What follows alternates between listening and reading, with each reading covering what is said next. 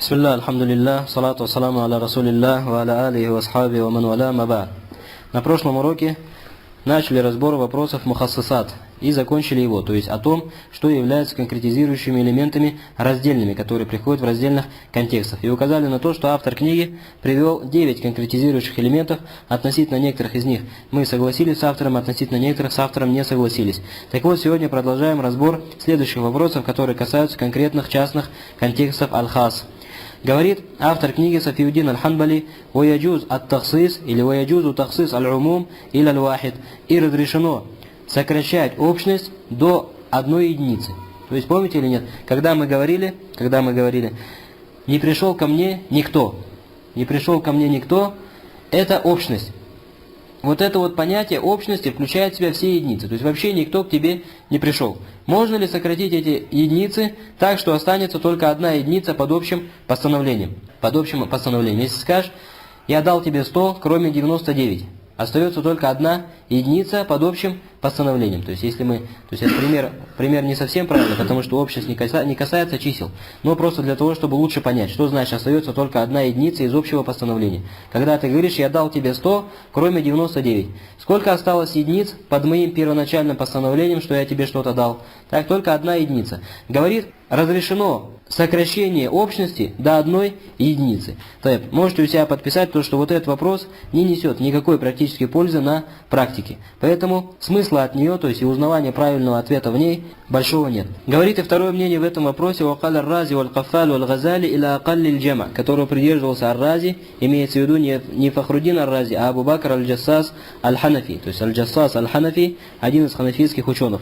Валь-Каффаль, а также аль-Каффаль, которого звали Абу Бакр Мухаммад ибн Али аш-Шаши. Аш-Шаш — это Ташкент. Валь-Газали, а также аль-Газали, имеется в виду известный аль-Газали Абу Хамид. Иля акаллиль джама. Они сказали, нет, невозможно сокращение общности до одной единицы, но возможно сокращение общности до минимального множественного числа. И сказали, относительно этого вопроса есть разногласия. Сколько это минимальное множественное число? 3 или 2? И большинство ученых считает, что это 3. Поэтому отсюда получается, что второе мнение в этом вопросе, то, что сокращение минимальное или сокращение общности можно лишь до 3 единиц. Меньше 3 единиц это уже невозможно. Почему они так сказали? Потому что сказали, одна единица не может заключать в себе общность, потому что одна единица не делится, не дробится. То же самое 2 единицы. Сказали, 2 единицы хоть и дробится по одной, но также не заключает в себе общность, потому что общность несет в себе смысл множественности, а 2 не описывается множественностью. Понятна их логика или нет? Так, это 2 мнения в этом вопросе, и Аллаху алям, которое из этих мнений является правильным. И на самом деле никакой пользы, как мы сказали, практически от этого правильного мнения нет. Поэтому оставим этот вопрос и перейдем далее. Говорит, «Уия худжа фил баки индаль джумхур». Вот этот вопрос уже будет важнее, нежели вопрос первый. И говорит при этом, конкретизированная общность является доводом у большинства ученых. «Хиляфан ля Аби Саур ва Иса ибн Абан». В противоречие Абу Сауру и в противоречие Исе ибн Абану. Абу Саур один из шафиистских ученых. Сначала был ханафитом, сначала был из асхаб ар-Раи, потом, когда встретился с имамом Шафии, отказался от воззрений, то есть отказался от чего? От ханафитского мазхаба и перешел в мазхаб шафиитский. То есть последовал за хадисом, а не за мнениями. Это Абу Саур. И затем, то есть достиг уровня великого иджтихада, так что у него, или он считается одним из тех, который заслуживает носить название родоначальника собственного мазхаба. То есть про него говорят, что он шафии, а некоторые говорят, что он не является шафиитом, но заслуживает того, чтобы быть родоначальником и зачинателем своего собственного мазхаба. А Иса ибн Абан это кто у нас? Иса ибн Абан это ханафи, то есть ханафит. То есть смотри, что этот вопрос означает. Если у нас Всевышний Аллах Субхану ва Тааля говорит: «Валиллахи алян наси хиджуль бейт». Люди должны совершить ради Всевышнего Аллаха Субхану ва Тааля хадж к дому. Вот этот вот контекст является каким? Является общим контекстом. Отсюда берется, что все люди обязаны совершить хадж к дому. Видишь, алян нас, слово аннас, нас пришло чем? С алиф-лям впереди. Оно указывает на общность. Валиллахи алян нас. Все люди перед Аллахом обязаны совершить хадж к дому. Теперь в этом же контексте Всевышний Аллах Субхану ва Тааля конкретизирует это свое общее заявление и говорит: «Ман истатаа илейхи сабиля». Это касается тех только людей, которые способны проделать путь хаджу. Отсюда что ты понимаешь? Что первая общность оказалась какой? Оказалась конкретизированной. И получилось, что совершать хадж к дому Всевышнего Аллаха обязаны только те люди, которые описываются определенным описанием. А это тем, что они способны совершить дорогу хаджу. Так вот, вопрос заключается в чем? Мы говорим, что эти люди, которые способны отправиться в хаджу, на них накладывается постановление обязательности совершения хаджа из общности контекста или накладывается каким-то другим образом. Говорит, «Уахия худжа фил баки индаль джумур», говорит Сафиуддин аль-Ханбали, и общность является, то есть конкретизированная общность, является доводом у большинства ученых. Противоречие Абу Сауру и Исе ибн Абану. То есть смотри, что отсюда получается? Некоторые сказали, как это приписано здесь к Абу Сауру и к Исе ибн Абану, то, что если общность конкретизирована, то вот оставшаяся общность, которая остается в своем постановлении, она уже теряет силу и перестает быть серьезной действующей общностью. Как это понять? Вот смотри, Всевышний Аллах Субхану ва Тааля говорит, все люди должны совершить хадж к дому. Это общность или нет? Это общность. Теперь представим, что эта общность оказалась конкретизированной. Общность оказалась конкретизированной. Кроме тех, которые способны проделать путь хаджу или к дому. Вот эти вот, кроме тех, которые способны проделать путь хаджу, это остаток от общности или не остаток? Остаток от общности. Они входили в общее постановление или нет вначале? Входили в общее постановление. После конкретизации они остались под постановлением или не остались под постановлением? Они остались под постановлением. Правильно или нет? Смотри, Всевышний говорит, все люди должны совершать хадж. Потом указал, что совершать хадж должны только те, которые имеют способность. Вот эти вот те, которые имеют способность, изначально под общее постановление входили или нет? Входили, все входили. Они и другие. Потом другие оказались исключенными. Те, которые не способны, оказались исключенными. А эти, которые способны, так и остались под чем? Под общностью. Вот теперь вопрос. Они, вот эти, которые остались под общностью, на них распространяется постановление о том, что они должны совершать хадж. Из-за чего? Из-за общности или не из-за общности? Мы говорим, как говорит большинство ученых в этом вопросе, что они обязаны совершать хадж из-за общности. То есть вот эта общность, которая осталась после конкретизации, она сохраняет свою силу и сохраняет свое качество оставаться доводом, является доводом. Понятно или нет? А от Абу Саура и от Исы ибн Абана приходит мнение о том, что вот эта общность уже не является доводом в шариате. Ясно или нет? Ты не имеешь права приводить это как довод и говорить, они остаются под общим контекстом, поэтому на них распространяется постановление. Усвоили или нет? И это мнение является каким? Неправильным. Правильным мнением является большинство ученых, мнение большинства ученых, заключающееся в том, что общность остается в своей силе, даже если она конкретизирована. Даже если она конкретизирована. И сила общности удаляется только от какой части? От тех единиц, которые конкретизированы. От них общность уходит. Так или нет? Потому что они выведены из постановления общности. То есть те, которые не способны совершить хадж, как в нашем примере, они выводятся из общности постановления о том, что они обязаны совершать хадж. Поэтому на них общность не распространяется. Но на тех, которые способны, общность продолжает сохраняться, общность продолжает распространяться, и постановление из него выводится как из общего контекста. И относительно этого следуют все правила, которые мы применяем к общим контекстам. Это, иншаллах, усвоили. И это мнение является верным, так что даже имам Аш-Шаукани сказал относительно этого «ля шакка фиги ва ля шубха». А относительно этого нет никакого сомнения, и этого сомнения быть не может. И здесь можете у себя подписать, что шейх Аш-Шитри в своем шархе опровергал или порицал то, что Сафиуддин аль-Ханбали приписал это мнение к Абу Сауру и к Исе ибн Абану, то есть противоположное мнение. Говорит, что касается Абу Саура, то он из первых ученых, и в те времена такие вопросы еще не рассматривали. Поэтому неправильно говорить, что он придерживался противоположного, противоречащего большинству ученых мнения в этом вопросе. Что касается Иса ибн Абана, то помните, раньше мы указывали его мнение, на одном из прошлых уроков мы указывали его мнение. Может ли кияс конкретизировать общий контекст? Какой ответ был в этом вопросе у Иса ибн Абана? Мы говорили, что он говорил, что кияс может конкретизировать такой общий контекст, который уже чем-то конкретизирован. То есть его общность ослабла, и он уже чем-то конкретизирован. Кияс в этом случае доходит до уровня силы такой, что он может конкретизировать этот контекст также в свою очередь. Отсюда что берется? Что он оставляет общность на своей силе или оставляет общность в действии, даже после того, как она конкретизирована. Как будто бы непонятно. Так, давайте относительно Иса ибн Абана разберем заново. Смотри, Иса ибн Абан, к нему имам Сафиуддин аль-Ханбали приписал мнение, что якобы Иса ибн Абан говорит, что если общность является конкретизированной, то все, общность перестает действовать. То есть, как будто бы этой общности вообще никогда не было. Она не берет как называется, силу общности, все, она не является общим контекстом. Мы говорим, это неправильно, это мнение приписать к Исе ибн Абану является неправильным. Потому что на прошлом уроке мы же сами про Иса ибн Абана что говорили? В вопросе, может ли кияс конкретизировать общий контекст, Иса ибн Абан говорил, да, кияс может конкретизировать общий контекст, если он уже конкретизирован чем-то другим. Почему так? Помните, мы говорили? Потому что он говорил, кияс не может конкретизировать общий контекст сам по себе, потому что общий контекст слишком силен, чтобы кияс смог его конкретизировать.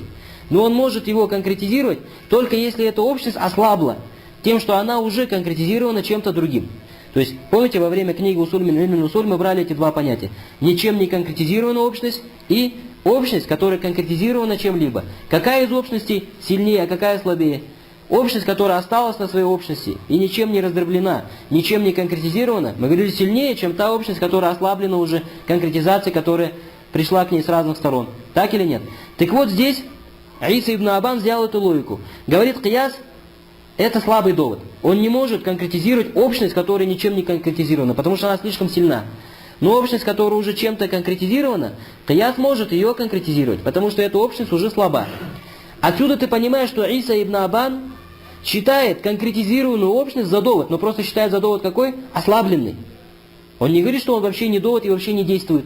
Он говорит, нет, действует, но действует ослабленно. Слабее, чем та общность, которая не конкретизирована ничем. Ясно или нет? В общем, итог то, что приписывание этого мнения к Иса ибн Абану является неправильным. И он тоже считал, что общность после конкретизации остается как довод и действует как довод, хоть он и является ослабленным. То, что он является ослабленным, с этим мы не спорим. Мы действительно говорим, что общность, которая чем-то конкретизирована, слабее, чем общность, которая не конкретизирована ничем. Так, этот вопрос, иншаллах, ясен. Далее говорит о мингу, и из этой же главы аль-истисна. То есть автор книги Сафиуддин аль-Ханбали, когда говорит из этой же главы, либо имеет в виду из главы мухассасат, из главы конкретизирующих элементов, либо имеет в виду из полезного каляма. То есть раньше, помните, еще далеко, за несколько уроков до этого, он начинал главу или начал раздел «Калям аль-калям аль-муфид». Что такое полезное слово? И приводил под ним разные разделы. Возможно, он возвращает это слово к далекому, а возможно, возвращает к близкому. И может быть, что он возвращает к близкому, что истисна это из мухассасат. В действительности истисна это из конкретизирующих элементов. Но оно из конкретизирующих элементов каких? Муттасиля, лейсат мунфасиля. То есть, которые приходят в самом контексте сразу же, а не отдельно. То есть, до этого он приводил 9 конкретизирующих элементов, которые являются какими? Мунфасиля, приходящими отдельно от контекста, который конкретизируется. Мы говорили, что он не упомянул, какие? Он не упомянул муттасиля, совместные конкретизирующие элементы, как исключение, или как условие, как описание и тому подобное. Да, вот теперь он начинает разъяснять истисна. То есть не как отдельный раздел, а просто заодно по пути. Так, говорит у амину аль-истисна. И из этой же главы аль-истисна, то есть исключение. Как мы говорили и брали определение того, что такое истисна, говорили то, что истисна в арабском языке, это что такое? Это аррадду или ауду аш-шей или ба'ды шей или ба'дыхи. Это возвращение части вещи к ее второй части. То есть как бы завивание, так, как бы завивание. От этого слова аль-истисна, слова сунья или слова сани. А в терминологии, как мы говорили, что такое истисна? Говорили, истисна это ихраджу ба'ды афрадиль ам би илля уихда ахаватиха. Это когда ты исключаешь некоторые единицы общего контекста посредством использования частицы илля, кроме, или одной из ее сестер, как сива или гайру или что-либо подобное. То есть если ты говоришь, ко мне пришли студенты, кроме Зайда. Здесь ко мне пришли студенты являются чем? Общим контекстом. Так, потом приходит, кроме Зайда, вот это является чем? Исключением из общего контекста. Это исключение является ничем иным, как конкретизацией. Понятно или нет? Или если ты говоришь, ко мне не пришел никто, кроме Зайда. Ко мне не пришел никто, кроме Зайда. Это тоже является чем? Конкретизацией общего твоего первого заявления. Таиб. Так вот, говорит, «Вагуа кауль».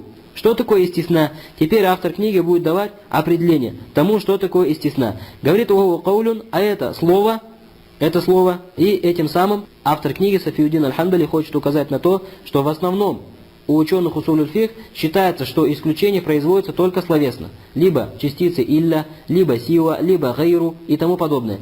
Но можете отметить, что некоторые из ученых усуль фикх говорят, что иногда происходит исключение посредством акля, посредством разума. То есть иногда приходит какое-то общее заявление, но исходя из разума ты понимаешь, что эта общность не остается на своей общности, но из нее есть определенные исключения. Как Всевышний говорит, Аллаху халику кулли шей, Аллах создатель всякой вещи. Мы говорим, Аллах создатель всякой вещи, но сам он сюда не входит. То есть он исключается из этого понятия, из этой общности. Откуда мы сделали такое исключение? Говорят, сделали из этого, чего? Из этого аята исключение посредством разума, а не посредством непосредственно частицы, которая была бы в этом аяте. Так вот, говорит, истисна это что такое? Кауль, это слово муттасилюн. Что значит муттасилюн? С которой приходит в самом же контексте. Как мы сказали, ко мне не пришел никто, запятая, кроме Зайда. То это кроме Зайда пришло тут же, в этом же предложении. Ядуллю. И на что оно указывает, это исключение? Это, говорит, слово, которое приходит в самом же контексте, и указывает оно на что? Аля анналь мазкура ма'аху. То, что упомянутое вместе с ним, гайру мурад бил каулил ауаль. Не имеется в виду в первом заявлении. Смотри, это определение, которое дал Сафиуддин аль-Ханбали. И это определение нам не нравится. Мы остаемся на определении шейха Ибн Усаймина. И сейчас разъясним, почему. Смотри, Сафиуддин аль-Ханбали говорит, что исключение это такое слово, которое приходит в самом же контексте, в котором приходит общее заявление. И это слово указывает на что? На то, что вот это, то, что пришло с этим словом, не имелось в виду в первоначальной общности. Понятно или нет? То есть, если ты говоришь, не пришел никто, кроме Зайда. Где у нас исключение? У нас исключение кроме. Что такое кроме, исходя из определения Сафиуддина аль-Ханбали? Это, говорит, такое слово, которое пришло прямо в общем контексте. Видишь, не пришел ко мне никто, кроме. Смотри. И оно указывает на то, что пришло вместе с ним, а в данном случае Зайд, кроме Зайда, не имелось в виду в первом общем заявлении. Ко мне не пришел никто, кроме Зайда. То есть отсюда получается из определения Сафиуддина аль-Ханбали, что человек, когда говорил «ко мне не пришел никто», изначально предполагал, что Зайд-то все-таки к нему пришел. И не имел в виду Зайда под своим первоначальным заявлением. Понятно или нет? Так, отсюда мы говорим, что данное определение нам не нравится. Почему? Потому что когда мы изучали книгу «Усуль мин иль мин усуль», мы разбирали вопрос, является ли условием действительности исключения то, чтобы человек изначально предполагал, еще при общем заявлении, что исключаемое не подпадает по его общее заявление. То есть, допустим, если человек говорит, все мои рабы свободные, потом подумал и говорит, подожди, как же я без Зайда-то буду? Зайд-то мне хорошо прислуживал. И потом говорит, кроме Зайда. Смотри, исключение вот этого Зайда. Человек при произношении своего общего заявления, все мои рабы свободны. Исключение Зайда он уже имел в виду, или потом только подумал и решил его исключить. Мы говорим, в данном случае человек не думал вообще про Зайда, но собирался освободить всех рабов. И сказал, все мои рабы свободны, и Зайда, или про Зайда он подумал только потом, и догадался о нем только потом. И исключил его позже, после того, как уже общее заявление свое сделал. Вот это правильно или нет? Так, теперь вопрос, можно ли сказать, что Зайд все равно уже освобожден, и его исключение не является действительным? Нет, мы говорим, его исключение остается действительным, даже если он Зайда сначала не предполагал, как исключение из общего своего заявления. А из определения Сафиуддина аль-Ханбали получается, что исключение не будет таковым, кроме как если человек изначально предполагал, что исключаемое он не имеет в виду. Вот это ясно или нет? Это, иншаллах, понятно. Так. И довод у нас какой на неправильность данного заявления Сафиуддина аль-Ханбали? Хадис Ибн Аббаса относительно чего? Изхира. Помните или нет? Пророк, саллаллаху алейхи вассалям, сказал, Мекка является запретной территорией, которую Всевышний Аллах запретил тогда, когда создал небеса и землю. Сказал, нельзя рвать ее траву или сено, или ее колючки. Потом, после того, как он уже говорил, Ибн Аббас в конце сказал, о посланник Аллаха, кроме Изхира. То есть вот эту траву исключи из общего запрета на вырывание. Дай нам ее вырывать, так как мы используем ее в кузнечном деле, мы используем ее при постройке домов и тому подобное. Пророк, саллаллаху алейхи вассалям, что сказал? Кроме изхира. Так, когда пророк, саллаллаху алейхи вассалям, заявлял общее заявление о том, что нельзя рвать никакую траву, никакое сено, никакие колючки на запретной территории, он про изхира вообще думал или нет? Про изхир не думал, то есть не собирался его исключать, но включал изхир в общность своего запрета. Но потом, когда ему разъяснили про изхир, когда ему напомнили про изхир или попросили исключить изхир, он что сделал? Исключил его. Это исключение действительно или нет? Исключение вступило в силу и оказалось действительным. Даже несмотря на то, что человек не предполагал это исключение, когда заявлял свое общее заявление. Понятно или нет? Поэтому мы остаемся на определении кого? Шейха Ибн Усаймина, который сказал, что истихна это ихрач, бал афрадь ам. Это выведение некоторых единиц чего? Общности. Так, би илля ахаватиха, посредством использования частицы илля, то есть кроме или ее сестер. Видишь, из этого определения уже не понимается такого обуславливания, чтобы исключаемое обязательно сначала предполагалось и тому подобное. Вот это, иншаллах, понятно. Этот вопрос ясен. Далее говорит «Фаюфарик ат-таксис биль-иттисаль». Теперь с этого момента Сафиуддин аль-Ханбали приступает к другому разбору или к разбору другого блока вопросов. Говорит «Фаюфарик ат-таксис биль-иттисаль».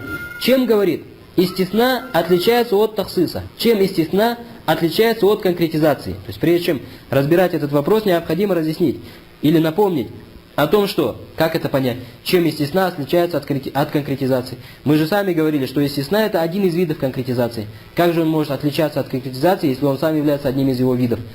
Здесь Сафиуддин аль-Ханбали, когда говорит, чем истисна, чем исключение отличается от конкретизации, имеет в виду, чем исключение отличается от конкретизирующих элементов мунфасиля, которые приходят отдельно от контекста.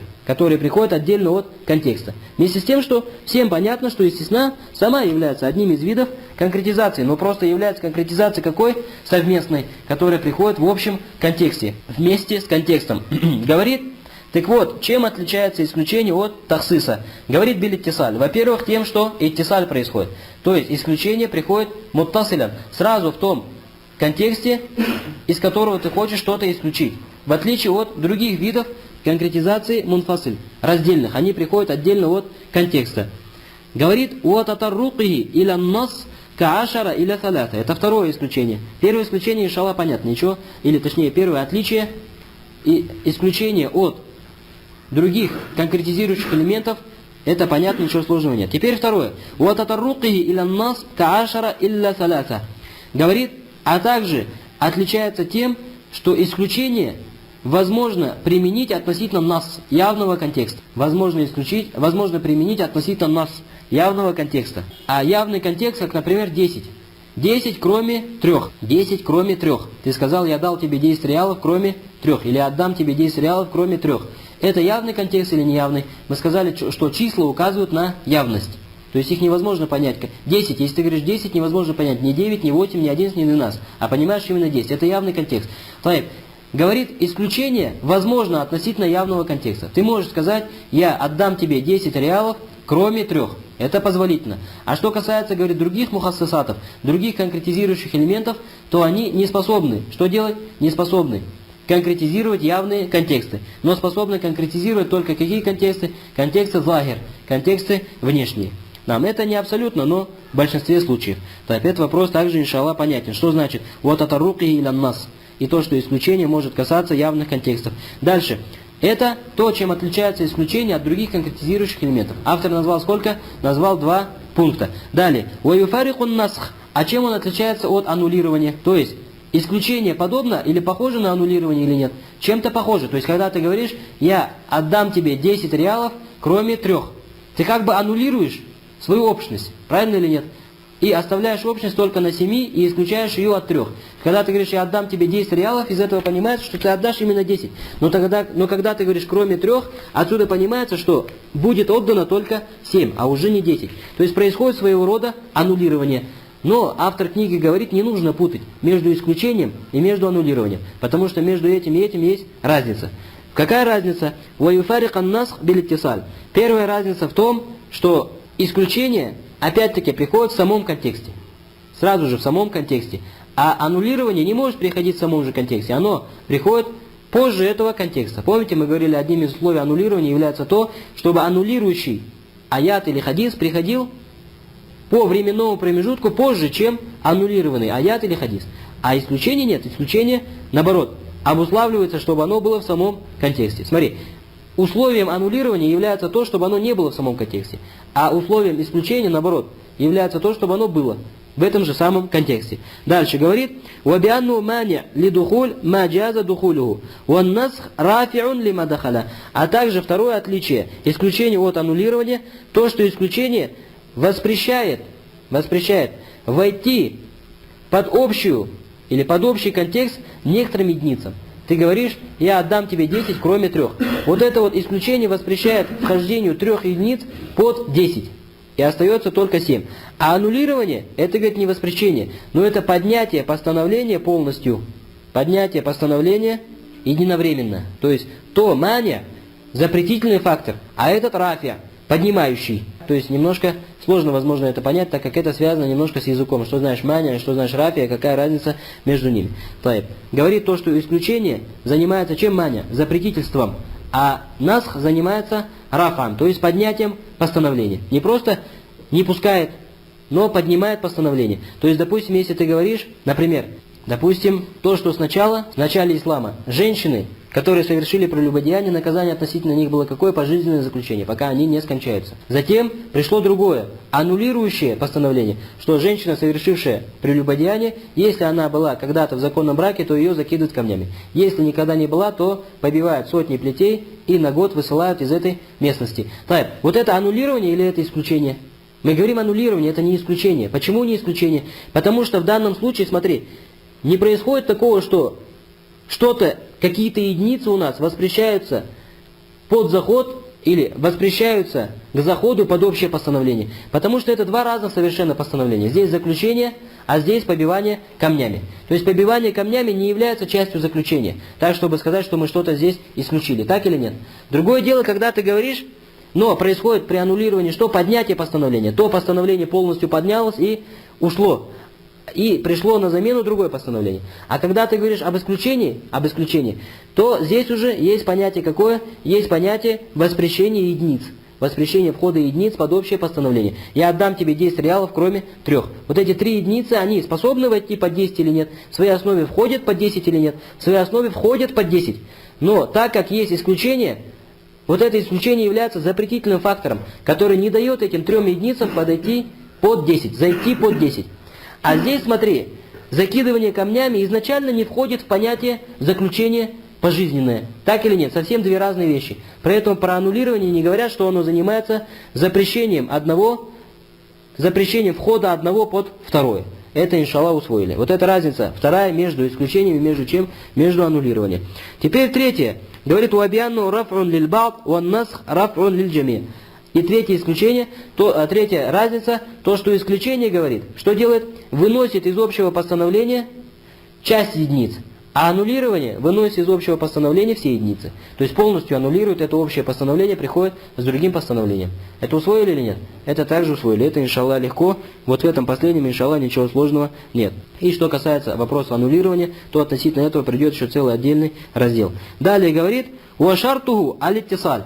Теперь переходит автор книги к перечислению условий действительности исключения. Эти вопросы мы тоже рассматривали, где при рассмотрении книги «Усуль мин иль мин усуль». Говорит, и условием действительности исключения является то, чтобы он был муттасиль. То, чтобы он был какой? Муттасиль. То есть, чтобы исключение произошло тут же, при приведении общего контекста. То есть, если ты говоришь, я освободил всех своих рабов, а потом через неделю говоришь, кроме Зейда, вот это исключение будет действительно или нет? Исключение будет недействительным. Почему? Потому что твое исключение не произошло в этом же разговоре, не произошло тут же, при заявлении общности. Понятно, что значит иттисаль? И иттисаль, как мы говорили, бывает какой? Бывает хакики, а бывает хукми. Хакики — действительное исключение, действительное совместность. То есть, когда ты говоришь, все мои рабы свободны, кроме Зейда. Здесь исключение приходит какое? Хакики, то есть иттисаль приходит совместность, действительная, настоящая. Но когда ты говоришь, я исключил всех своих рабов, а потом начал кашлять и полминуты кашлял, после кашля говоришь, кроме Зейда. Это исключение действительно или нет? Оно действительно. Но это совместность, исключение с общим контекстом. Она настоящая или только в постановлении? Только в постановлении, потому что в действительности произошел разрыв между заявлением общности и между исключением. Разрыв произошел какой? Посредством кашля. Поэтому эта совместность, она хоть и есть, но она не настоящая. Она какая? В постановлении лишь. Так вот, условием действительности исключения является то, чтобы вот эта вот совместность присутствовала. Будь то настоящая или хотя бы в постановлении. Смотри. «Фаля яфсилю бейнухума сукут юмкин аль-калям фиги». То есть, что значит совместность? Говорит так, чтобы между заявлением общности и между исключением из общности не было такого молчания, которым человек был способен разговаривать. То есть, как это понять? Я говорю, все мои рабы свободны. Потом молчу 3-4 минуты. Между тем, что могу разговаривать в эти 3-4 минуты. Не кашлю, не зеваю, не чихаю, ничто мне не мешает говорить.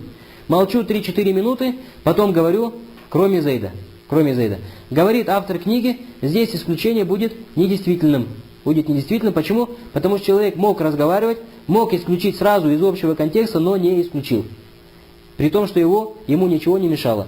Так, говорит, Уахукия, этот вопрос мы сейчас зачитаем, потом приведем или напомним более правильное мнение в этом вопросе. Уахукия ан ибн Аббас адаму иштиратихи. А от ибн Аббаса, говорит, передается то, что данные условия, то есть необходимость совместности и исключения с общим контекстом, не являются условием действительности исключения. То есть приходит от ибн Аббаса, что он говорит, даже если ты исключишь через месяц или через год, или до конца твоей смерти, твое исключение является действительным. Такое пришло от ибн Аббаса. Другой вопрос, то что есть сомнения в действительности этой передачи от ибн Аббаса. В одном из иснадов Лейс ибн Аби Сулейм слабые передачи, в других иснадах тоже есть слабые передачи. Теперь третье мнение в этом вопросе, то что приходит от Ата ибн Аби Рабаха, а также от Хасан аль-Басри, то что вопрос зависит от маджлиса. Если ты находишься до сих пор в одном маджлисе, то ты можешь исключать. А если вы с маджлиса уже разошлись, тогда ты исключать не можешь.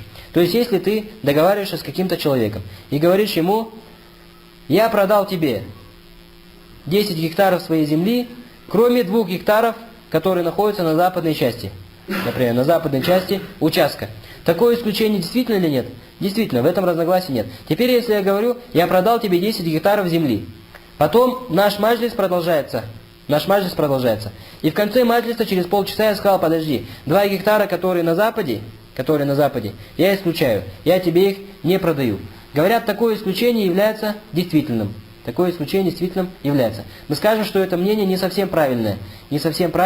Относительно него сейчас мы также приведем правильное мнение после окончательного разбора этого вопроса в книге. Запишите у себя, что этого мнения, вот этого третьего, кроме Ата ибн Аби Рабаха и кроме Хасан аль-Басри, придерживался также шейх аль-Ислам ибн Таймия, а также один из риваятов от имама Ахмада. Что касается нашего примера, который мы привели, в данном случае исключение будет правильным. Почему? Потому что это касается торговой сделки. Мы говорили, пока торговая сделка идет, и маджлис еще не закончился, человек может ставить различные условия, что-то исключать, что-то дополнять и тому подобное. Нам необходимо было привести, может быть, другой немного пример. То есть, если, допустим, ты говоришь, я освободил всех своих рабов. Тебе это сказал, мы продолжаем находиться в маджлисе. И через полчаса, перед выходом из маджлиса, я тебе сказал, кроме Зейда. Зейда я не освобождаю. В данном случае такое исключение будет правильным или нет? В этом есть тафсиль. Оно может быть правильным, а может быть неправильным. Если в этом маджлисе наш разговор продолжался на эту же самую тему, мы все разговаривали, допустим, про рабов и тому подобное, про их освобождение, и потом в этом же разговоре я сделал исключение кроме Зейда, то это исключение правильное. Если же после того, как я сказал, я своих всех рабов освобождаю, наш маджлис продолжается, но при этом разговор у нас пошел уже в другое русло, мы начали разговаривать совсем на другие темы, то здесь уже в конце маджлиса не пойдет сказать, кроме Зейда. Понятно или нет? Почему? Потому что здесь тема поменялась. Хоть маджлис и продолжился. Ясно или нет? Значит, суть не в маджлисе, а суть в теме разговора. Если тема разговора остается одной, то можно делать исключение. Если тема разговора поменялась, то все, исключение является недействительным. Говорит, «Вакад аума или Ахмаду фил ямин». И говорит, имам Ахмад тоже склонился в этом или к этому мнению в вопросах ямин, в вопросах клятвы. То есть говорит имам Ахмад то, что если ты в одном маджлисе поклялся на что-либо, а потом в конце этого маджлиса сказал иншаллах, допустим, так, то это твоя клятва, ты не обязан поступать в соответствии с ней. Так говорит имам Ахмад в одном из мнений от него. И давайте после изучения этого вопроса тем, что написано в книге имама Сафиуддина аль-Ханбали, приведем окончательное мнение. Это мнение заключается в том, что мы разбирали в книге «Усуль мин илмин усуль». Говорили, если, здесь может быть две ситуации. Если человек прервал свое заявление общее и не сделал сразу исключение из-за вынужденности. Допустим, начал кашлять, или начал зевать, или начал чихать и тому подобное. Или его кто-то отвлек, или его кто-то позвал, или крикнул ему что-то, и он отвлекся. И потом только что сделал, и потом только или упал, допустим, в обморок, или потерял сознание, или любое другое вынужденное молчание. А потом, после этой вынужденности, когда к нему пришел ихтияр, то есть способность по выбору сделать исключение, он ее сделал, то это исключение является действительным. То есть, если человек сказал, все мои рабы свободны, потом начал кашлять, потом сказал, кроме Зейда, это исключение является каким? Действительным. Теперь, вторая ситуация, если человек молчал по своему выбору, вместе с тем, что мог разговаривать, вместе с тем, что мог говорить и мог сделать исключение, то вот эта вот вторая ситуация, в свою очередь, бывает еще двух возможностей, двух ситуаций разделяется, то есть на две. Если речь шла об одном и том же, то есть тема не менялась, тогда это исключение является каким? Действительным. Если тема поменялась, и люди начали разговаривать уже на другие темы или на другую тему, и потом в процессе разговора на другую тему он сделал исключение, то это исключение уже является недействительным. Понятно или нет? Это исключение является недействительным. Это тот вывод, к которому мы пришли при изучении книги «Усуль мин илмил усуль», и он остается правильным, иншаллах, является верным и более верным, чем все те мнения, которые были приведены здесь, в нашей книге. Далее говорит «Уан якуна миналь джинс», а также условием действительности исключения является то, чтобы исключение производилось из того же рода предмета, из которого исключается что-либо. То есть, если ты скажешь, я должен тебе 1000 реалов, кроме одной рубашки. Такое пойдет или нет исключение? То есть, смотри, исключение происходит не из рода исключаемого. То есть, что является исключаемым или что является тем, из чего исключают деньги, а что является исключаемым? Рубашка, то есть ткань, так, или какой-то вид одежды. Так вот, говорит, «Уан якуна миналь джинс». Следующее условие действительности исключения, чтобы исключение производилось из того же рода, из чего исключается. Так, из того же рода, из чего исключается. «Вабихи каля ба'ду шафи'ия». Это мнение некоторых шафиитов. «Ва каля Малик ва Абу Ханифа ва ба'ду мутакаллимин». И второе мнение в этом вопросе, это мнение имама Малика, а также Абу Ханифа, а также некоторых философов. «Лейса бишарт». То, что это не является условием. То, что это не является условием. И данное второе мнение является более правильным в этом вопросе. То есть не является условием, чтобы ты исключал из того же рода, из чего исключается. Понятно или нет? То есть если ты скажешь, я должен тебе 1000 реалов, кроме одной рубашки. Здесь что происходит? Смотрится, сколько эта рубашка стоит в реалах. Стоит она, допустим, 300 реалов. Исключается 300 реалов, и я обязан отдать тебе 700 реалов. Понятно или нет? И довод на это какой? Довод на это некоторые из аятов Корана, как, например, слова Всевышнего Аллаха: «Ля ясмауна фиа лагван илля салама». Они не услышат в раю пустословие, кроме мира. То есть мир является одной из единиц пустословия или нет? Нет, не является одной из единиц пустословия. То есть исключение происходит не из того же рода, из чего исключается. Говорит, они не услышат там пустословие, кроме мира. То есть кроме слов «салям», «салям», «мир вам» и тому подобное. Слово «салям» не является пустословием. Несмотря на это, Всевышний Аллах Субхану ва Тааля исключил его из пустословия. Это говорит о том, что разрешено исключать то, что не является тем же родом из того, из чего исключается. Вот этот вопрос ясен или нет? Это, иншаллах, вопрос также понятен. Таиб говорит: «Уан якун аль-мустасна акаль минан нисф». Теперь третье условие. Чего? Условие действительности исключения, чтобы исключаемое было меньше половины того, из чего исключают. То есть, если ты скажешь, я должен тебе 10 реалов, кроме 3, это исключение будет верным или нет? Это исключение будет верным. Но если ты скажешь, я должен тебе 10 реалов, кроме 8, говорит, это исключение уже будет неправильным. Почему? Потому что условие, чтобы исключаемое было не больше половины, чем то, из чего исключают. Это одно из мнений в этом вопросе. Это мнение ханбалитов. Говорит «Уафин нисфи ваджхан». А что касается половины, есть два мнения, то есть у ханбалитов. То есть если ты говоришь, я должен тебе 10 реалов, кроме 5. Вот это мнение, вот это исключение является действительным или нет? Говорит в этом вопросе у ханбалитов два мнения. Некоторые сказали, что это исключение действительно, а некоторые сказали нет. «Уаджаз аль-аксарун аль-аксар». А большинство ученых, то есть кроме ханбалитов, разрешают исключать даже больше, чем половину. То есть если скажешь 10 кроме 6, говорят, такое исключение является правильным, является действительным. Здесь запишите правильное мнение в этом вопросе. Правильное мнение в этом вопросе заключается в том, что в данном случае, то есть соответствие исключаемого в отношении того, из чего исключают, может быть 4 ситуации здесь. Если исключение меньше половины того, из чего исключают. Как если ты говоришь, я должен тебе 1000, кроме 200.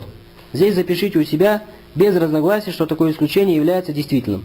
Вопрос ясен? Первая ситуация. Когда исключаемое меньше половины того, из чего исключают. Я должен тебе 10, кроме 3. 3 меньше, чем 5. 5 это половина исключаемого того, меньше нам. 5 это половина того, из чего исключают. В этом случае исключение действительно без разногласия. Второе, когда исключают все. Когда говорят, я должен тебе 10, кроме 10. Запишите у себя то, что данное исключение недействительно также единогласно.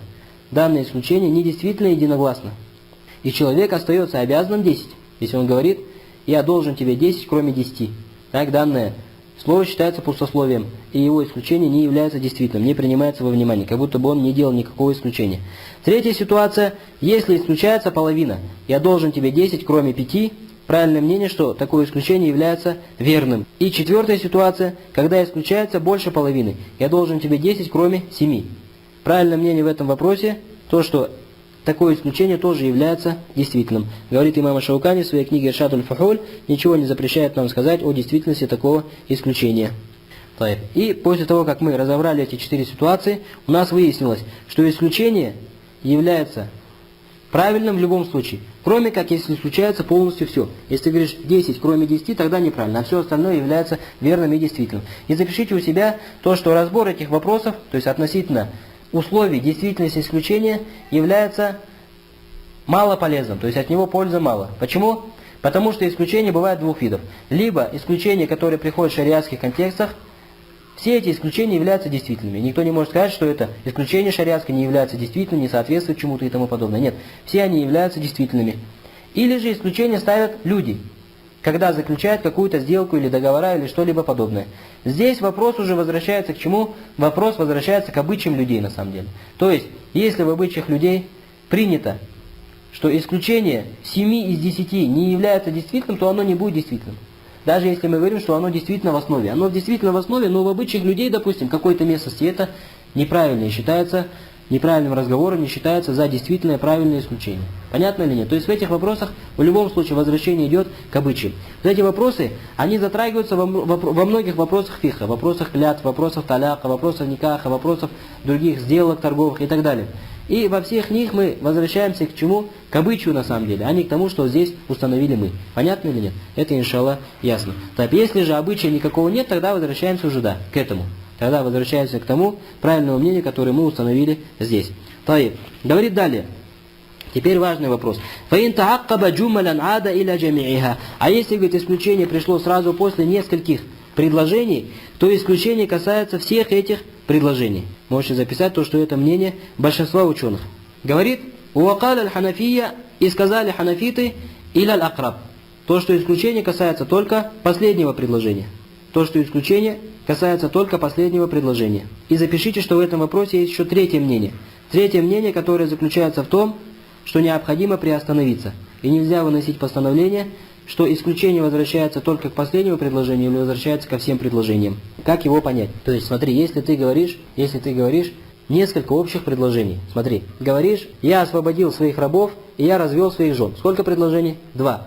Потом говоришь, кроме праведных из них. Кроме праведных из них. То есть отсюда что получается? Вышло разногласие. Вот это исключение, кроме праведных из них, возвращается только к твоему последнему предложению, которое ты произнес прямо перед ним, или возвращается к обоим предложениям, которые ты произнес. То есть если мы скажем, что возвращается ко всем предложениям, которые до исключения, получится, я освободил своих рабов, я развел своих жен, кроме праведных из них, то есть кроме праведных рабов я их не освободил, кроме праведных жен я их не развел. Ясно? А если мы скажем по мнению ханафитов, что исключение возвращается только к последнему предложению, получается, что все мои рабы освобождены, без разницы, праведные они или нет. Но исключение касается только жен, что разведены все, кроме праведных из них. Понятно или нет? Вот этот вопрос важный или нет? Этот вопрос является важным. Его суть усвоили или нет? Его суть, иншаллах, усвоили. Так вот, запишите у себя доводы большинства ученых, которые говорят то, что исключение возвращается ко всем предыдущим предложениям, а не только к последнему. Доводы их следующие. Во-первых, киясун аля шарт, аналогия исключения на условие. То есть, если ты ставишь условие, смотри, говоришь, мои жены разведены и мои рабы свободны, если Зейд начнет разговаривать со мной. Здесь ты поставил исключение или поставил условие? Здесь ты поставил условие. Если произойдет так-то, то произойдет то-то. Это исключение. А это условие. Так вот, в условии нет сомнения, что условие возвращается ко всем предложениям. Не только к последнему, возвращается ко всем предложениям. Сказали то же самое, касается исключения. Как аналогия на что? На условие. Если условие возвращается ко всем, то и исключение должно возвращаться ко всем. Это первый довод большинства ученых. Второй довод большинства ученых – это единогласное мнение ученых арабского языка. То, что повторять исключение после каждого отдельного мелкого предложения является некрасноречивым в арабском языке. То есть, если ты говоришь, я развел своих жен, кроме праведных из них, я освободил своих рабов, кроме праведных из них. И потом еще, допустим, 5-6 предложений подобного рода, и все время говоришь, кроме праведных из них, кроме праведных из них. То есть, единогласное мнение ученых арабского языка, что такое построение предложений является не красноречивым. Но красноречивым является, когда ты называешь все предложения, и исключение делаешь из всех них одним разом. В конце. Это, иншаллах, усвоили. Это второй довод большинства ученых.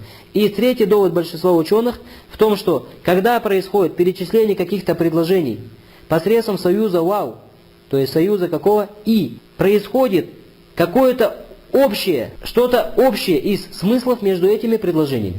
Так оно в чем? В арабском языке. То есть, если ты говоришь, я развел всех своих жен, я освободил всех своих рабов, и освободил всех своих рабов, и сделал так-то, и сделал так-то. Вот этот вот союз и дает тебе почувствовать, что есть какая-то общая связь между всеми этими предложениями. Если бы эти предложения были совершенно разные, то не подошло бы здесь использовать союз и в таком значении, так что после него ты делаешь исключение. Понятно или нет? Так что ты после него делаешь исключение. То есть смотри, если ты говоришь, я развел своих жен, я освободил своих рабов и продал все свое имущество, кроме праведных из них. Такое пойдет здесь исключение или нет? Не пойдет, потому что имущество не бывает праведным или неправедным. Понятно или нет?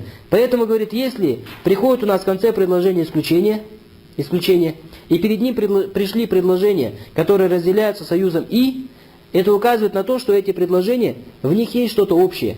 И поэтому это исключение возвращается на всех них. Так как все они объединяются вот этой какой-то связью или какой-то нитью чего-то схожего и чего-то общего. Понятно или нет? Потому что если бы между ними не было ничего схожего, не подошло бы здесь делать общее исключение в конце предложения на всех них. Усвоили или нет? Это третий довод кого? Большинства ученых. Что касается довода ханафитов, то они сказали, что исключение возвращается только на последнее предложение. Почему? Потому что, говорит, союз вау, превращает следующее предложение как бы в самостоятельное предложение. Как будто бы поменялась тема разговора. Помните, мы говорили, что если тема разговора поменялась, не пойдет делать исключение. Исключение уже является недействительным. Оно должно быть в теме разговора. Так, они говорят, когда ты перечисляешь разные предложения союзом вау, то этот союз делает истинаб, как бы дает следующему предложению новость. Как будто бы это новое предложение. Ясно или нет? Как будто бы оно что? Поменялась тема разговора. Соответственно, исключение может возвратиться только к последней теме разговора и не может возвращаться ни к первой, ни ко второй. И видно, что этот довод ханафитов не является крепким, так не является сильным. И третье мнение, каковы доводы приверженцев третьего мнения? А приверженцы третьего мнения, что за мнение сказали мы? Когда они сказали таваккуф, мы приостанавливаемся. Не выносим постановление, что исключение касается последнего, и не выносим, что оно касается всех. Но приостанавливаемся и ищем какие-то косвенные доводы.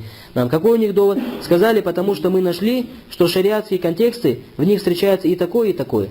Иногда некоторые шариатские контексты есть, а относительно них единогласно, что исключение возвращается только к последнему предложению. Иногда есть контексты, относительно которых есть единогласно, что исключение возвращается ко всем предложениям и тому подобное. Говорит, раз все это встречается, мы не можем выносить однозначного решения. Но нужно смотреть на карины, на какие-то косвенные доводы. Запишите у себя правильное мнение в этом вопросе. Заключается в том, что исключение возвращается ко всем предложениям, которые до него, кроме как, если есть косвенный довод, который указывает на обратное. Это правильное мнение в этом вопросе. То, что исключение возвращается ко всем предложениям, которые до него, а не только к последнему. Кроме как, если есть косвенный довод, что к какому-то из предложений данное исключение не возвращается. Как в нашем примере. Если мы говорим, я освободил своих рабов, я развел своих жен, и я продал все свое имущество, или я подарил все свое имущество, кроме праведного из них, или кроме праведных из них. А здесь уже понятно, есть косвенный довод, что твое исключение возвращается только на что? Только на первое и на второе предложение. На последнее не возвращается, потому что имущество не бывает праведным. Так или нет? Тем более, что ты сказал, кроме праведных, слово праведных дает тебе почувствовать, что речь идет о чем-то живом. Как о рабах или о женах и тому подобное. А не о чем-то неживом. Усвоили или нет? Знаешь, здесь уже есть косвенный довод, который тебе подсказывает, что в данном случае на последнее предложение не возвращается, но возвращается на первое и второе. И тому подобное. И давайте приведем здесь один пример для того, чтобы этот блок или этот раздел стал более явен. Смотри, Всевышний Аллах Субхану ва Тааля в Коране говорит: «Валладина ярмуна аль-мухсанат, сумма лам яти биарбаати шухада», а те, которые обвиняют Просто пока послушайте, чтобы запомнить этот пример. Потом вернетесь, может быть, дома его сами запишите. Главное его запомнить. А те, которые обвиняют мухсанат, то есть благочестивых женщин, то есть в чем? Прелюбодеянии, а потом не приводят 4 свидетелей, то относительно них следующее. Фажлидухум саманина джальда, то побейте их 80 плетьми. Это первое постановление относительно них. Уаля такбалю лахум шахадатан абада. А также не принимайте от них постановлений в суде никогда. И третье, вауляйка гумуль фасикун, и они являются грешниками. То есть, смотри, человек, который обвинил благочестивую женщину в прелюбодеянии, и при этом не смог привести 4 свидетелей, так что он сам является 4-м. То есть, плюс еще 3 не смог привести на это свое заявление. А относительно него шариат вывел 3 постановления, 3 предложения у нас пришло. А это то, что их необходимо побить 80 плетьми, то, что у них никогда не принимается свидетельство, и то, что они являются грешниками. Ясно или нет? То, что он является фасиком. Дальше Всевышний Аллах Субхану ва Тааля сказал: «Илля алладина табу ва аслаху», кроме тех, которые покаялись и исправили.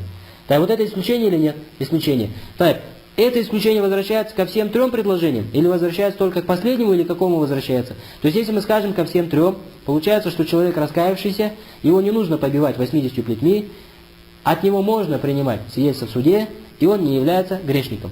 И он грешником больше не является, если он покаялся. Если мы скажем, что возвращается, допустим, только к последнему, или если он раскается и так далее, то он больше не грешник, но побить его все равно надо, и свидетельство от него все равно никогда не принимается. Понятно или нет? Видишь, разница есть? То есть важно, этот вопрос является важным, потому что от этого зависит постановление во многих вопросах шариата. Такая форма преподнесения постановлений Всевышнего Аллаха Субхану ва Тааля и его посланника встречается часто в шариатских контекстах, поэтому необходимо в этом вопросе разобраться. Так вот, смотри, что касается именно этого нашего примера, то единогласное мнение, что данное исключение не возвращается к первому предложению. Все равно 80 плетьми его побить нужно. Почему? Потому что его раскаяние, это между ними, между Аллахом. Но честь женщины он задел. Поэтому за эту честь ему нужно что сделать? Отомстить. И его побить 80 плетьми нужно. Понятно или нет? Потому что честь женщины задета. Поэтому говорят единогласное мнение, что данное исключение не возвращается к первому предложению. Второе, единогласное мнение, что данное исключение возвращается к последнему предложению. То, что этот человек, если он раскается, он больше не фасик, он не считается за грешника. И осталось разобрать, возвращается ли это исключение ко второму предложению. Так, мы сказали, что побить его 80 плетьми все равно нужно. Так, сказали то, что грешником он больше не является. Но свидетельство от него в суде принимается все-таки или нет, если он раскаялся и исправил. Большинство ученых здесь говорит, в этом вопросе есть разногласие, и большинство ученых говорит, что в этом случае оно возвращается также на второе предложение. Почему? Потому что большинство ученых говорит, что исключение возвращается на все предложения, кроме как если пришел косвенный довод, что на какое-то предложение не возвращается. Поэтому, исходя из нашего примера, получается, что исключение возвращается к последнему и ко второму предложению. Но к первому не возвращается. Почему? Из-за наличия единогласного мнения, что к первому оно не возвращается. В данном случае единогласное мнение является чем? Косвенным доводом. А мнение ханафитов в этом вопросе получится каким? Кто скажет? То, что возвращается только к последнему и ко второму не возвращается. Он не фасик перед Аллахом и перед людьми, но он что?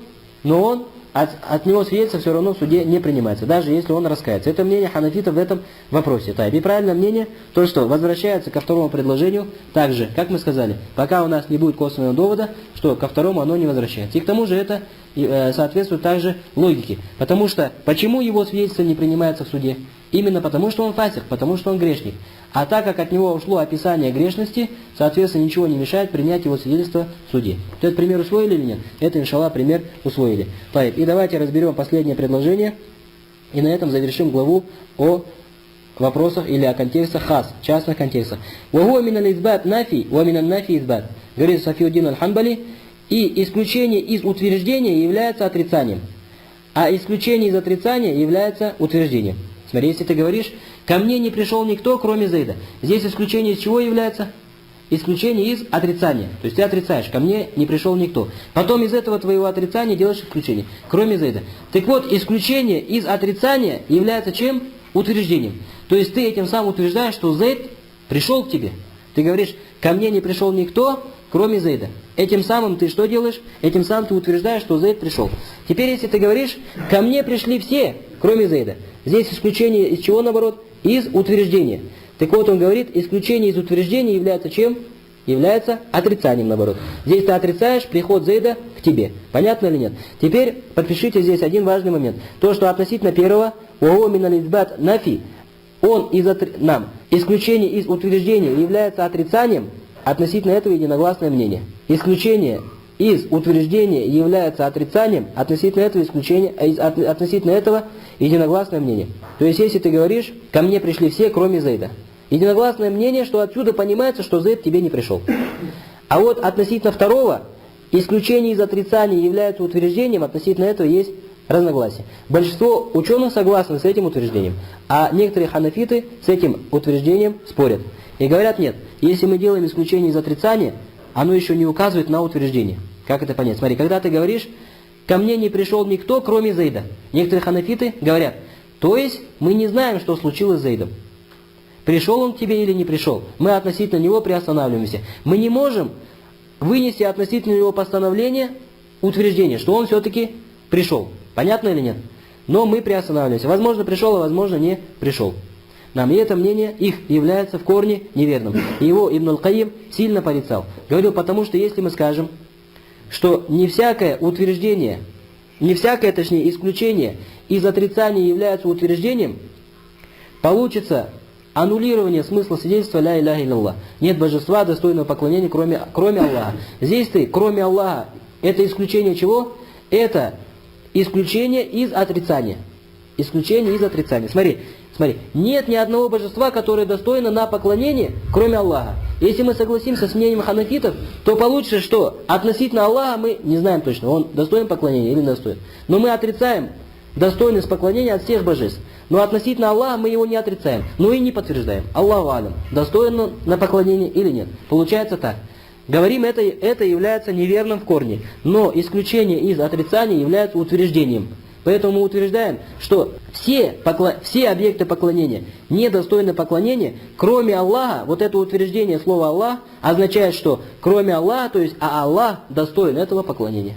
Последний момент, подпишите здесь у себя, то, что вот это правило, исключение из отрицания является утверждением, не касается условий. Не касается условий. То есть, если ты говоришь «ля салата илля битагур», нет намаза, кроме как с омовением. Это не означает, что если у тебя есть омовение, то обязательно есть намаз. Понятно или нет? Вот это правило касается всего, кроме условий.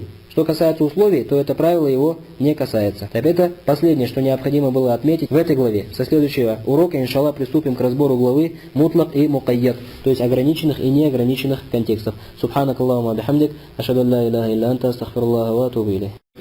Понятно или нет? Поэтому, говорит, если приходит у нас в конце предложения исключение, и перед ним пришли предложения, которые разделяются союзом «и», это указывает на то, что эти предложения, в них есть что-то общее. И поэтому это исключение возвращается на всех них. Так как все они объединяются вот этой какой-то связью или какой-то нитью чего-то схожего и чего-то общего. Понятно или нет? Потому что если бы между ними не было ничего схожего, не подошло бы здесь делать общее исключение в конце предложения на всех них. Усвоили или нет? Это третий довод кого? Большинства ученых. Что касается довода ханафитов, то они сказали, что исключение возвращается только на последнее предложение. Почему? Потому что, говорит, союз вау превращает следующее предложение как бы в самостоятельное предложение. Как будто бы поменялась тема разговора. Помните, мы говорили, что если тема разговора поменялась, не пойдет делать исключение. Исключение уже является недействительным. Оно должно быть в теме разговора.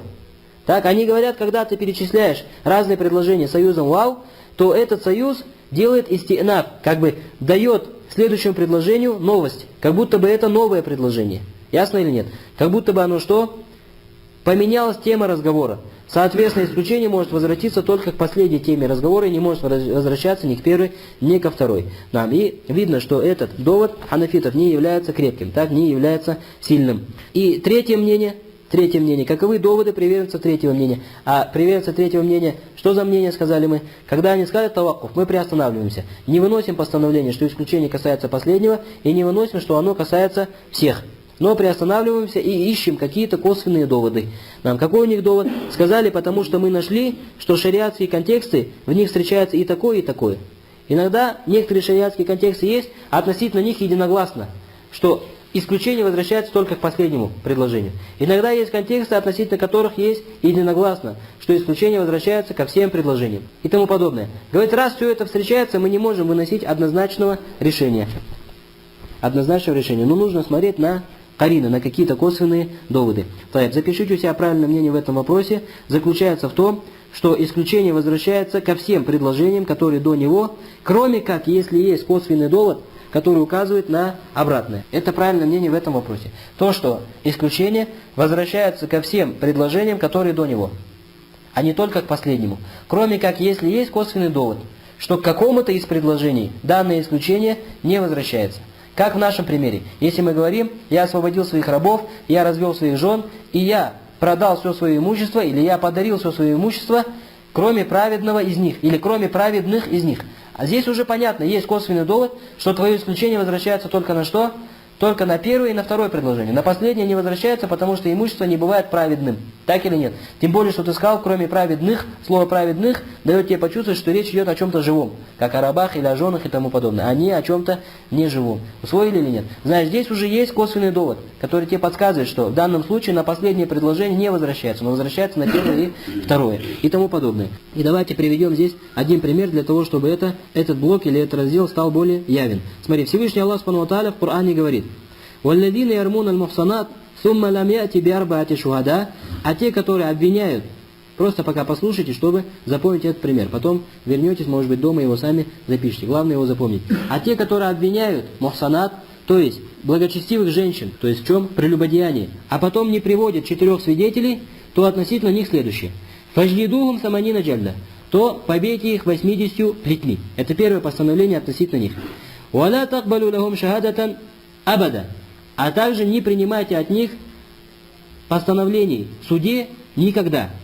И третье, «Вауляйка гумуль фасикун», и они являются грешниками. То есть, смотри, человек, который обвинил благочестивую женщину в прелюбодеянии, и при этом не смог привести 4 свидетелей, так что он сам является 4-м, то есть плюс еще 3 не смог привести на это свое заявление. А относительно него шариат вывел 3 постановления, 3 предложения у нас пришло.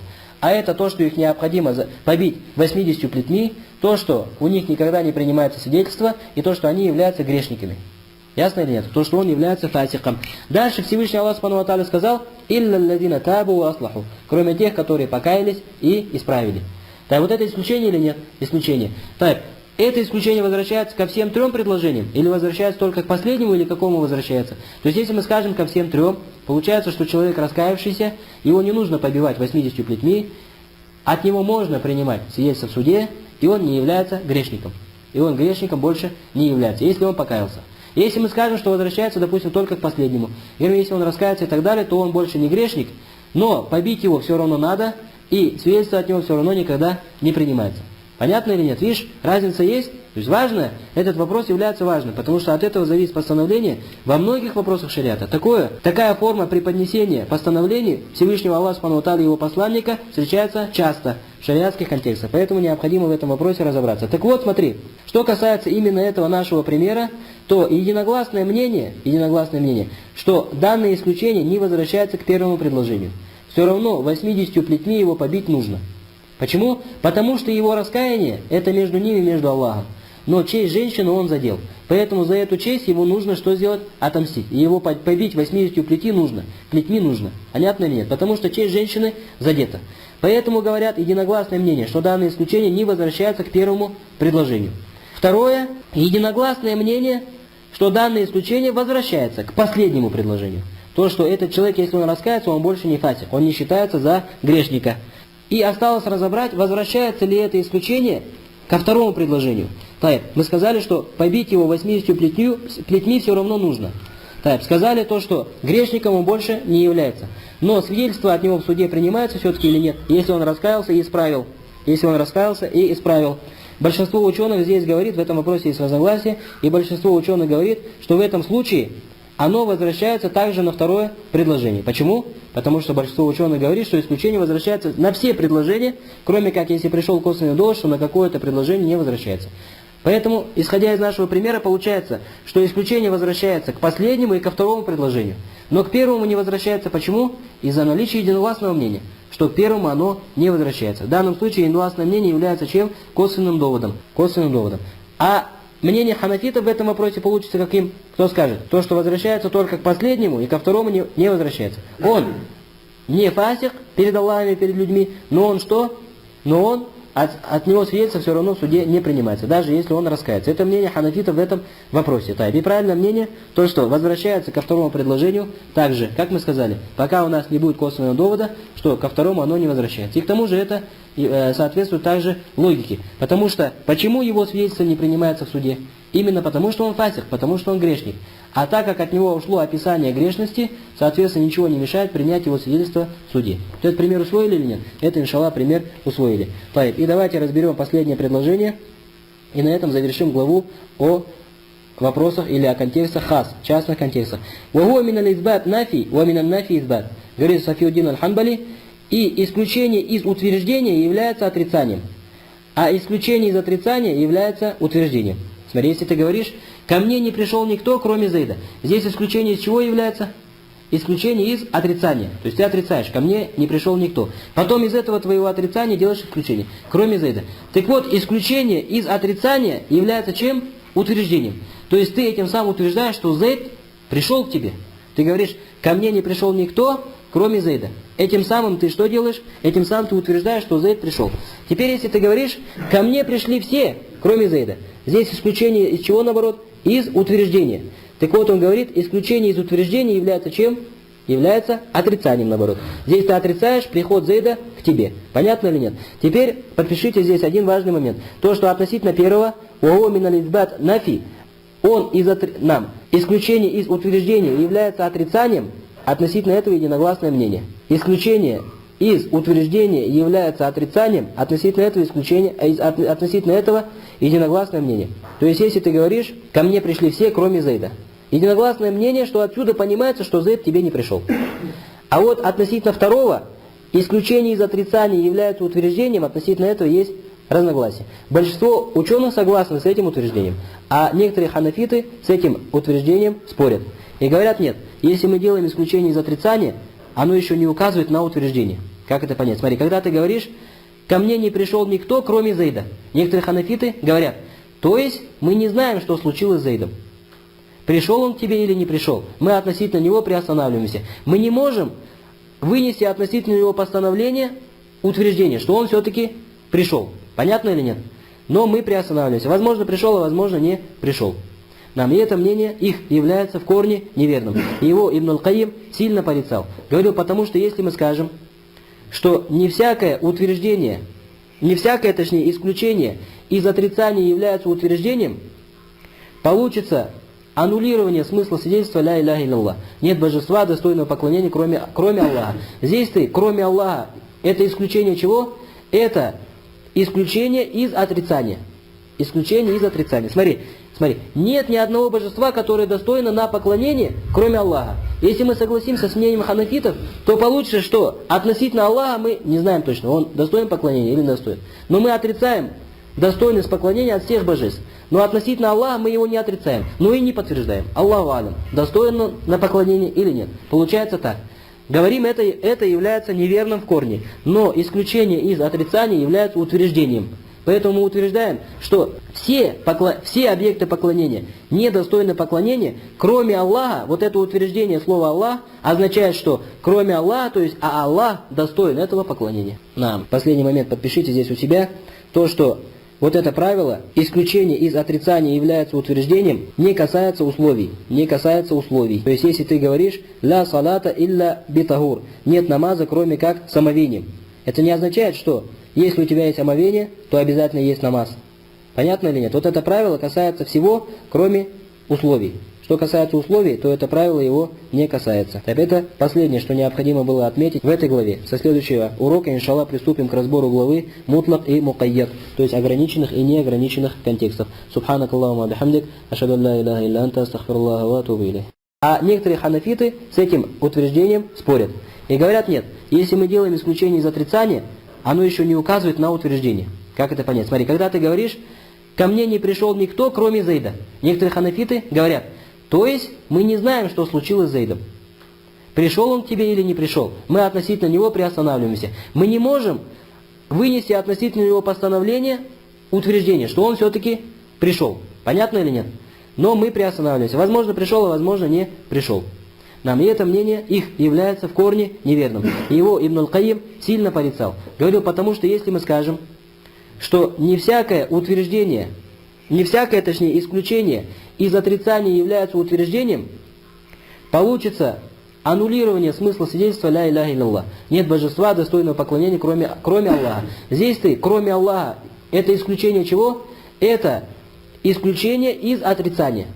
Исключение из отрицания. Смотри, нет ни одного божества, которое достойно на поклонение, кроме Аллаха. Если мы согласимся с мнением ханафитов, то получится, что относительно Аллаха мы не знаем точно, он достоин поклонения или не достоин.